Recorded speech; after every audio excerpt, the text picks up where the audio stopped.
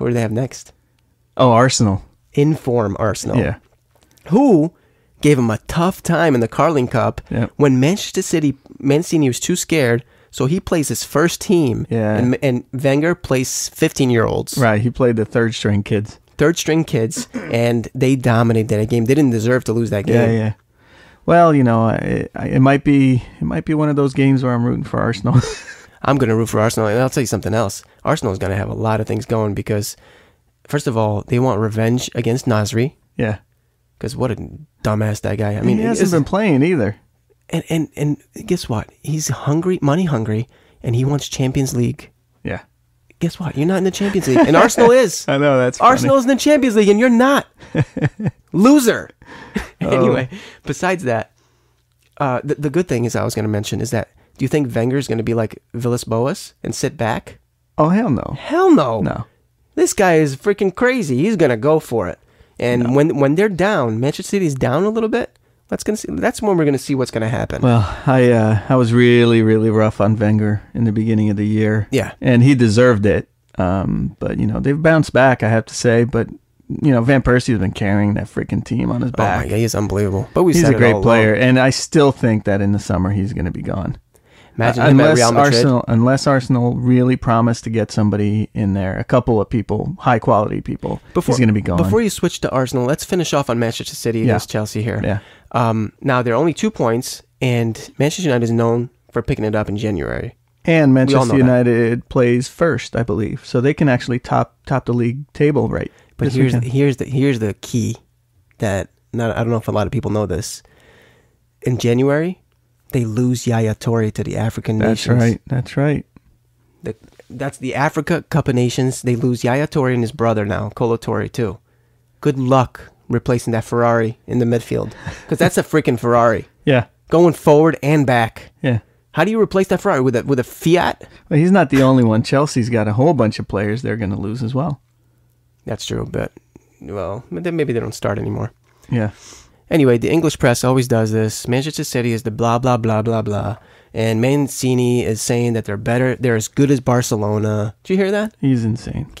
You're as good as Barcelona? Yeah. Oh, how come you're not playing the same competition as them then? You monkey? What an idiot. Oh, man. Drinking that vino. I don't know what he's drinking. Galliano, I think is what it's called. I think he's hanging out with Balotelli too much. Galliano. All right, so let's move on. Let's talk about Manchester United against Wolves. All right. That was a good game. Yeah, it was a good result. And Rooney was back in the goals, and Nani is carrying that team like he did a lot of last year. Nani is absolutely unbelievable. He might be, for me, I'd say Silva probably for the first 12 or so games this season was the player of the league. Van Persie in the last 5 games or so, but Nani has been pretty consistent all season. And let me tell you something else. In the Champions League, when they lost, Nani was the man of the match that game too. Yeah, he was. He's the only one with heart that wanted it. He didn't want to lose. Yeah, he looks hungry. And he deserved this goal here against Wolves. What and a 2 goal, goals. too. He got 2 goals. And an assist. He's incredible. Yeah. I mean, when he's on, he's on. Yeah. And Rooney, he's the opposite for me. Yeah. When everything is going wrong for Manchester United, he puts his head down and he lets it get to him. Right. And it's really frustrating. Yeah. Because he's supposed to be the heart. He's supposed to be the lion. And it's all mental with him. Yeah, I think that the red card in English international duty that helped. I don't he got think he got 1 game less from the suspension. Yeah, no, but what I'm saying is when it happened, that's when he really started to lose it. Well, his father with all that garbage, gambling and all that didn't help. But anyway, let me tell you one thing about Rooney that has been bothering me for years. And I don't know if anybody notices this. His stupid chip, the Eric Cantona chip that he attempts every single game. Does anyone else notice this thing? I saw it. What is that? He's trying to be cheeky. You're not Eric Cantona, Wayne Rooney. He's not. Okay? You're not. I'm sorry. And then he tries to curl him, nice and slow. You're not Kaká. You're not. You're not. You're not Thierry Henry. You can't do that. Just put your foot through the ball like you did for the goal, and everything's gonna be all right. Yeah. Yeah. Just get back to what you're good at. It's good for him to get the goals. He's something else than what he is. It's good for him to get the goals, and it's good for United. And I just hope Cleverley comes back soon. And they miss him real bad. And, get back to some of the regularity they had in the beginning of the season. They've lost it. And another mistake they made in the Champions League, Fergie, it was putting Rooney again up front by himself. Yeah. I couldn't believe it. Why not? Why didn't he play Welbeck? I was so pissed, man. Like, Welbeck, just put somebody along Rooney so he could shine. Because then Rooney shines. Because if you put him alone by himself, he's lost. He's too stupid to stretch the defender. He had 3 games to get it right, and he didn't get it right in Europe. We're talking about it. Let's talk about the Champions League, and let's start with... let's do it real quick, because with United. What was Ferguson doing? I mean, first they got that 3-3 result at home. I mean, come on. It didn't help that Michael Carrick was injured, and the only other center mid they have available is 38-year-old Ryan Giggs. Yeah, you can't do that. 90 minutes of a 38-year-old? That's not going to work. Paul Scholes would have been better. They should have brought him back. That's what I'm saying. Paul Scholes would have done okay. But then again, Champions League, he would have got a red 30 minutes What does that tell you? That Manchester United is really, really missing. What they're missing is a midfield guy. A center mid. A center mid. I mean, somebody good. Yeah, a world-class center mid. Yes. Somebody up and coming. Somebody in their 25, 26, somebody like that. Yeah, and somebody like a Wesley Sneijder. Yeah, Sneijder can make an impact. I mean, Sneijder, but he's getting older too. Yeah, but the rumors actually that I've been hearing is Ferguson is going to advance with a 50 million euro potential bid for Javi Garcia and Nico Gaitan of Benfica. Now you're talking. And they burned them, firsthand in the Champions League. Yeah, Benfica was probably the main reason why they didn't advance. Yeah, well, they were. And, two draws. But 2 draws, but Benfica should have probably won both. Right, exactly. Especially the first one. And the reason they should have won both games was Nico Gaitan and Javi Garcia. Javi Garcia is... I'm surprised he doesn't play for Spain on a regular basis. That guy is probably one of the better defensive midfielders in all of Europe. He's going to go, he's going to go places. And Nico Gaitan, who is an Argentine, who is a regular on the Argentina team, he's a guy that can play anywhere in that front line. I mean, he can play anywhere in the front line. Ferguson sees this. He knows that he's got to address this issue because Anderson is not the answer. No. Michael Carrick is not going to work. No. Let's move on. Manchester United and Manchester City. Manchester City was less disappointing than Manchester United because they had a tougher group. And they had a good result the last game, and Napoli didn't help them. Yeah, but they didn't get the job done. They weren't good enough. Nope. If you want to stay in the Champions League, you got to beat the best teams. That's right. And you got to beat them right from the beginning. And they couldn't do it. And they're not good enough. Maybe yet. But yeah.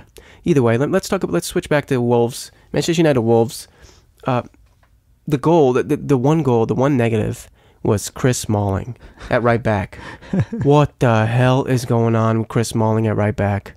He had no clue. If you watch 70 minutes and on, besides the goal, because he was at fault for that, for allowing, I think it was Jarvis to cross. Yeah. He's too slow. He's not good enough at right back.